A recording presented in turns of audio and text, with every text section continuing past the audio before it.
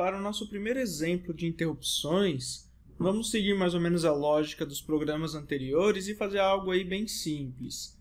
A ideia aqui é fazer a leitura dos botões, então tanto do PC2 quanto do PC3, porém em vez da gente trabalhar com a leitura dentro do programa principal, dentro daquele loop infinito, na verdade agora aqui serão interrupções, né? Na verdade, como o port C2 e o port C3 estão dentro do mesmo port, vai ser uma interrupção só, que vai ser o PCInt1, enquanto que as duas chaves estão ligadas aí no PCInt0, que é o port que equivale ao port B, tudo bem?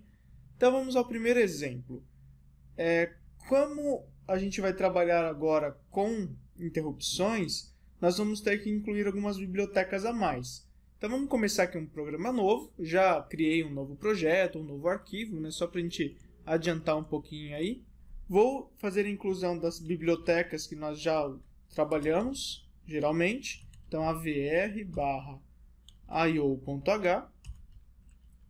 E agora eu vou incluir uma nova biblioteca que também está na pasta avr, chamada interrupt.h. Daqui a pouco nós abrimos a biblioteca e vemos o que tem dentro dela aí que é importante para a gente. Mas, no geral, são algumas macros aí que serão utilizadas para a criação das rotinas de interrupção. E criamos aqui embaixo a rotina principal, que é o void main, ou int main. Aqui dentro, eu vou continuar possuindo aí aquele loop infinito, porém eu não sou obrigado a colocar nada dentro dele. Eu posso simplesmente deixar um laço infinito aqui, porém sem nenhum código internamente. Isso vai fazer com que o microcontrolador fique preso em um loop infinito ali, fique dando um rjump loop a todo momento, sem executar nenhuma outra instrução que altere alguma coisa aí do hardware, tudo bem? Mas daqui a pouco a gente pode colocar até alguma coisa aqui para a gente poder visualizar melhor no hardware o funcionamento de uma interrupção. E aí eu parto para as configurações básicas. Quais são as configurações básicas? Configurar o port D como saída, que são os LEDs, e o port C como entrada, pois são os botões. Então eu vou começar aqui, ó, DDRD, que são os LEDs, vou definir-os todos como saída. Então eu vou colocar aqui um valor em hexadecimal, definindo todos como saída. E também apago todos eles. Então, port D igual a 0x00. Com isso, eu apaguei todos os LEDs ligados no port D. Depois, vamos definir apenas o port C2 e o port C3 como entrada. Então, com isso, nós vamos trabalhar com DDRC. Vou fazer em binário. Então, ó, bit 7 é entrada, bit 6, bit 5, bit 4, bit 3, bit 2, bit 1, bit 0. Na verdade, eu vou deixar aqui todos os bits como entrada, que é o mais comum aí em qualquer tipo de programa. Se eu não vou usar um determinado pino, eu mantenho ele como entrada. Mas não podemos esquecer de ativar os resistores de PUAP dos pinos. Para isso, como eu já habilitei eles como entrada, não podemos esquecer aqui do port C igual. Eu vou habilitar apenas o C2 e o C3. Então, o 7, o 6, o 5, o 4, o 3 e o 2 eu habilito, o 1 e o 0 eu não habilito. Maravilha! Agora faltam os registradores da interrupção. Então, eu vou vir aqui no datasheet, apenas para que a gente possa visualizar um pouco melhor. Então, no capítulo das interrupções externas, ele explica tudo aquilo que eu já falei para vocês na aula anterior. Tá? Ele pode dar alguns detalhes a mais, fala com relação à temporização no tempo de execução de uma interrupção. O primeiro aqui que ele mostra os registradores está relacionado à interrupção externa int0 e int1, que nós não vamos trabalhar, mas aqui é onde ele configura como borda de subida ou borda de descida ou qualquer uma das bordas. Basicamente é isso. Mas o que interessa para a gente agora são os registradores que estão nessa outra página, que é o PCICR, que é onde nós habilitamos ou não uma determinada interrupção. Então eu quero habilitar aqui apenas a interrupção do port C, que é a PCInt1. Lembram disso? Então aqui é o port B, aqui é o porte C e aqui é o porte D. Se eu quero habilitar apenas do porte C, então eu vou mandar para o PCICR o valor correspondente a 1 apenas neste bit. Então podemos trabalhar aí em binário novamente. Então vai ser o PCICR igual a 0B, o bit 7, 6, 5, 4 e 3 não tem sentido, né? não servem para nada. O bit 2 fica em 0, o bit 1 fica em 1 e o bit 0 fica em 0.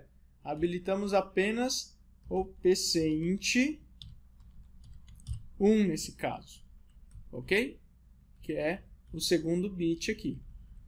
Porém, isso aqui ele habilita aquela chave que eu tinha apresentado para vocês na aula anterior, que é essa daqui, né? Ó, deixa eu subir um pouquinho. Ele habilitou essa chavezinha aqui, ó. Porém, ainda falta habilitar a chave do pino que eu quero. E para isso eu preciso do registrador PCMask. Então vamos voltar aqui no datasheet e vamos ver qual que é o próximo registrador. Então eu já tinha falado para vocês que o registrador de flags a gente não vai mexer, não vai usar, mas o registrador de máscara a gente precisa. Então PCMask 2 ele vai do PCInt 16 até o PCInt 23. Nós sabemos que no nosso caso é o porte C, a interrupção do porte C, que vai do PCInt 8 ao PCInt 14. Então nós precisamos trabalhar aqui com o PCMask 1, que é esse carinha aqui, ó. E quais pinos que a gente quer habilitar? Então esse que representa o porte C0, porte C1, porte C2, porte C3. Então o que nós precisamos é porte C2 e o porte C3, que é o PCInt 10 e o PCInt 11. Voltando para o programa, então, PCMask igual, novamente vamos trabalhar em binário, apenas os bits 2 e 3 desse daqui. Então, o bit 7, o 6, o 5 e o 4, o 3, o 2, o 1 e o 0. Habilitei apenas o porte C2 e porte C3. Ok?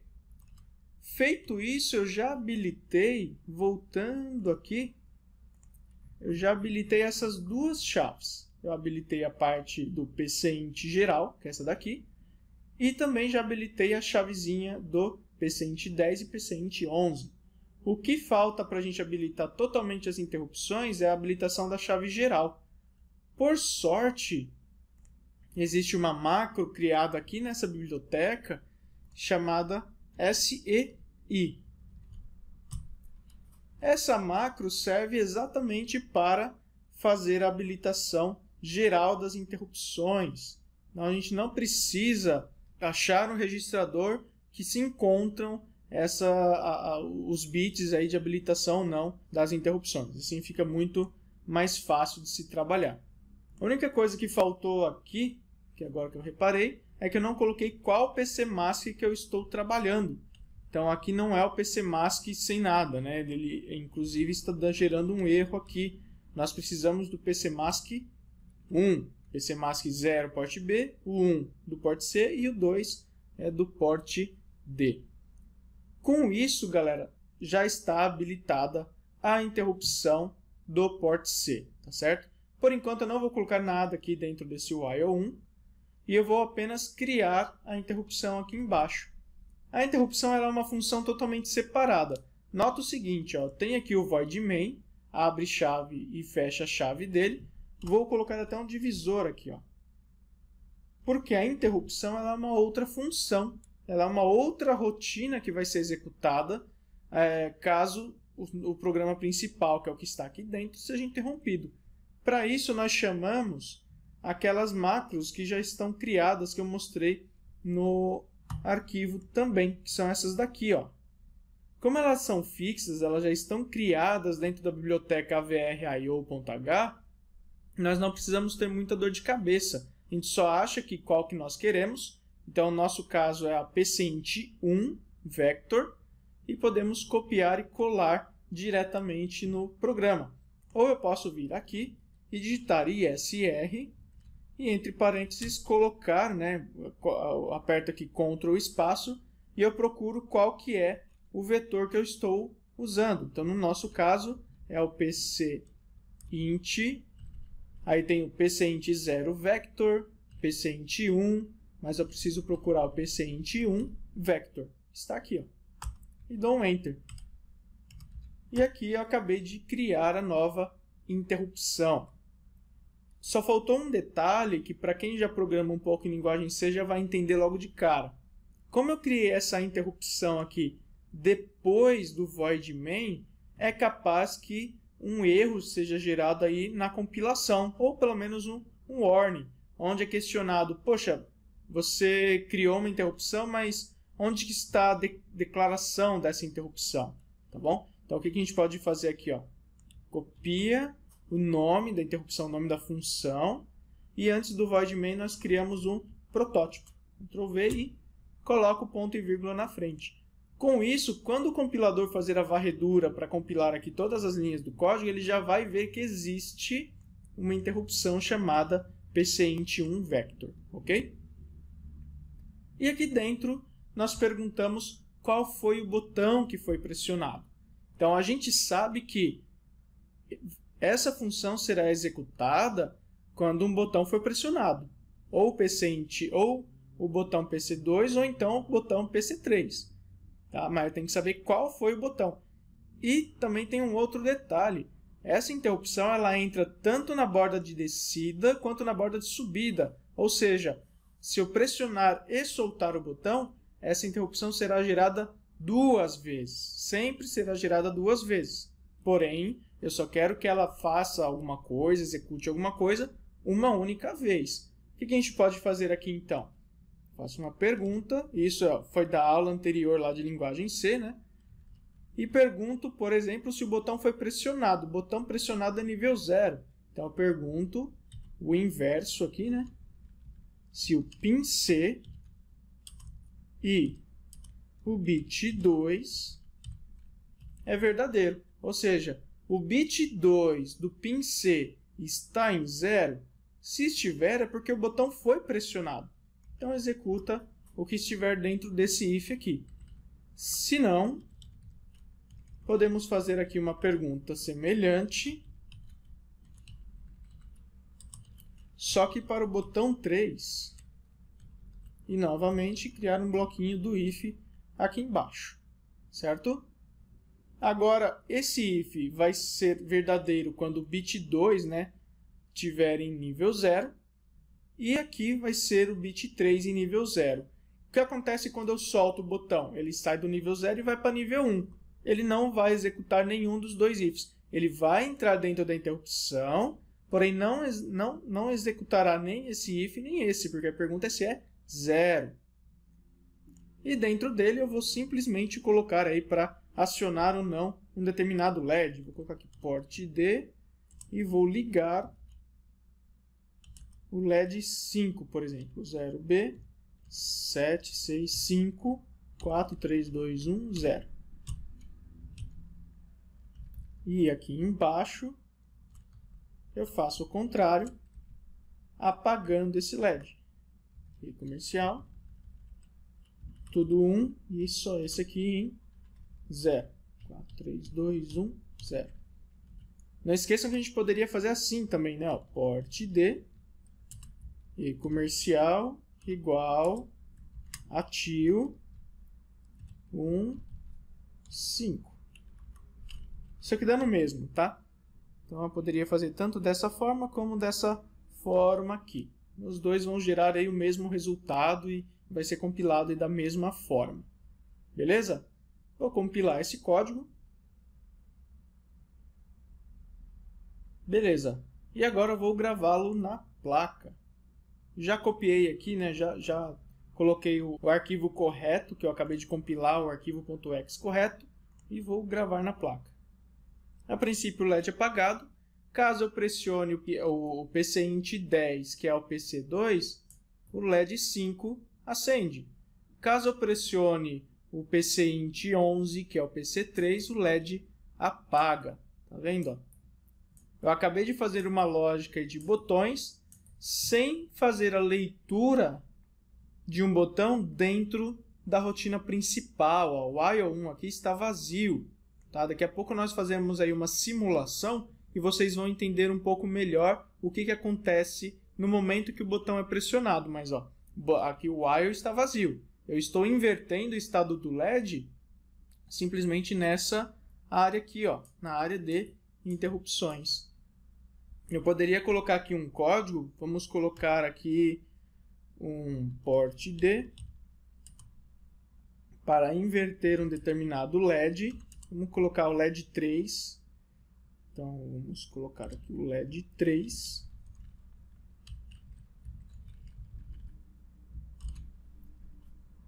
A cada 100 milissegundos. Então, underline, delay, underline milissegundos. Vou colocar 200 milissegundos, fica mais visível. E vamos adicionar a biblioteca delay aqui em cima. Então, include